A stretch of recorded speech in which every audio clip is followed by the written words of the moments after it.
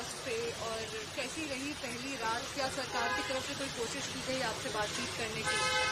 जी, ये जो पहली रात थी, यानी कि जो हमने दोबारा शुरू किया अनशन, उसका पहली नहीं है वैसे तो। आराम तो नहीं रही, मगर बहुत तकलीफ भी नहीं हुई। खुले में थे, सड़क पर थे, मच्छरों के बीच में थे, तो बहुत आराम तो नहीं, मगर कट गई। अभी दिन में भी काफी गर्मी है। जी, दिन में बहुत गर्मी है। खासकर ये समझना होगा कि ये लद्दाख के लोग माइनस तापमान में रहने के आदी हैं, तो एक तरह से आप स्नो लेपर्ड को ट्रॉपिकल उसमें ला रहे हैं तापमान में, तो मुश्किल तो है। यहाँ पे उम्रदराज लोग भी हैं, वो भी हम देख सकते हैं। जी, तो पीड़ाएं हैं, तकलीफें हैं, और यही मुद्दा है कि तकलीफें हम उठाएंगे। आप अपनी जिम्मेदारी याद कीजिए। आपने बार बार कहा है कि जो 6th शेड्यूल की जो मांग थी वो भारतीय जनता पार्टी ने अपने ही मैनिफेस्टो में उसका वादा किया था। आज की तारीख में उसके ऊपर में जब आप लोगों की दूसरी बातचीत हो रही थी, तो कहीं पे उसका जिक्र आया था कि क्या सरकार का अब क्या रुख है? नहीं, ऐसा तो नहीं आया, मगर जो बातचीत हमारे लद्दाख के नेताओं के साथ चल रही थी उसमें तो था ही, जो कि 4 मार्च को वो फेल हो गई, तो उसमें उन्होंने कहा हम नहीं दे सकते आपको। अब उन्होंने ही चुनाव घोषणा पत्रों पे नंबर 1 पे लिखा है अभी नहीं दे सकते, ऐसा तो नहीं कह सकते हैं ना। चुनाव जीत गए वो, उसके बाद आप कहें नहीं दे सकते, तो नहीं था। और या तो फिर वो हमें एक्सप्लेन करें कि क्यों नहीं दे सकते और क्यों फिर चुनाव आपने जीता इसी मुद्दे पर। साथ ही में ये जो 6th शेड्यूल की मांग है, आपने ये भी कहा है कि जो हिमालय का पर्यावरण है उसके संरक्षण के लिए बहुत जरूरी है कि स्थानीय लोगों का जो लेकिन में हिस्सा हो, उसके बारे में थोड़ा सा इलाबोरेट कीजिए कि क्या। जी, एक तरफ तो ये एक पॉलिटिकल डिमांड है कि 6th शेड्यूल दिया जाए लद्दाख को, मगर मैं पॉलिटिशियन नहीं हूँ, मैं एक एनवायरमेंटलिस्ट हूँ।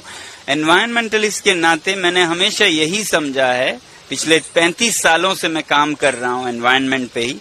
मैंने ये समझा है कि जब स्थानीय लोग संभालेंगे तो उनका कुछ निवेश है, उनका कुछ स्टेक है, लगानी है, तो वो बेहतरीन संभालेंगे, क्योंकि उनको और उनकी अगली पीढ़ियों को भी वहीं जीना है जैसे उनके पिछली पीढ़ियां जीते आई हैं।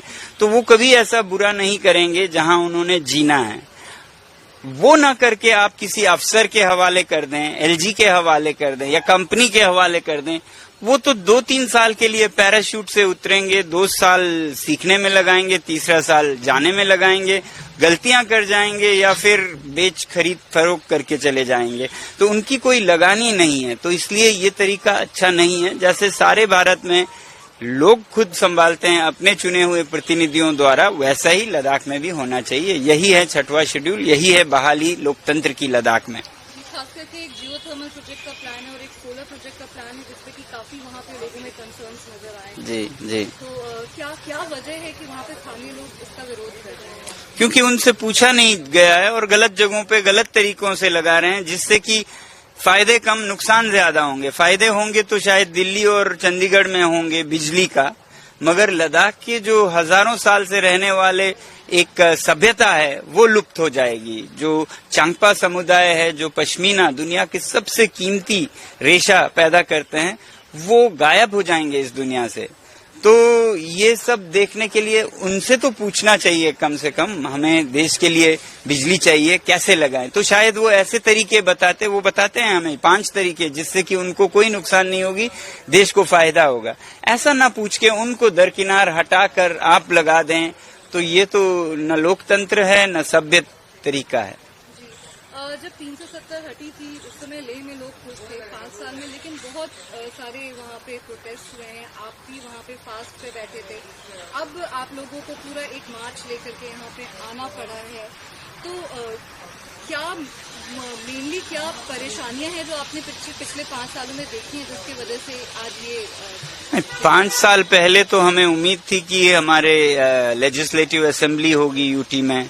उम्मीद नहीं, आश्वासन वादा था कि 6 शेड्यूल होगा, तो वो सब हुए नहीं। अब इसलिए लोग याद दिलाने के लिए अलग अलग तरीके अपना रहे हैं, चाहे वो अनशन हो, पदयात्रा हो, और करना भी चाहिए। यही लोकतंत्र का सिद्धांत है।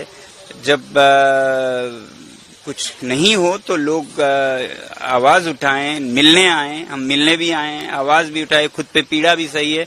तो हम चाहते हैं कि भारत में लोकतंत्र फिर वापस आए, नेता लोगों की सुने और वादे पूरा करें, यही हमारी विनती है। आगे अब आपकी क्या प्लान है? अभी तो हम यहीं पर हैं जब तक हमें जवाब नहीं आता है कि हम कब मिल रहे हैं अपने नेताओं से। जब कोई 30 दिन चल के आए हों, 32 दिन चल के आए तो एक मुलाकात तो बनती है।